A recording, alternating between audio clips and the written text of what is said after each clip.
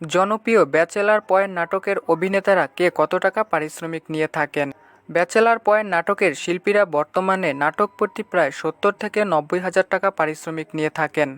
তবে অভিনয় শিল্পীদের জনপ্রিয়তার উপর ভিত্তি করে এই পারিশ্রমিকের পরিমাণের তারতম্য দেখা যায়। চলুন দেখে নেওয়া যাক ব্যাচেলার পয়েন্ট নাটকের অভিনেতারা কে কত টাকা পারিশ্রমিক নিয়ে থাকে।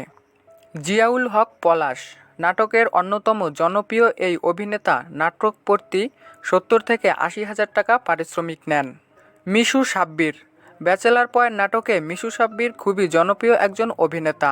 এই অভিনেতা প্রতি নাটকের জন্য ৭০ থেকে ৮০ হাজার টাকা পারিশ্রমিক নিয়ে থাকেন। চাষী আলম হাবুবাই চরিত্রে অভিনয় করা এই তারকাও নাটক প্রতি প্রায় ৭০ থেকে ৮০ হাজার টাকা নিয়ে থাকেন।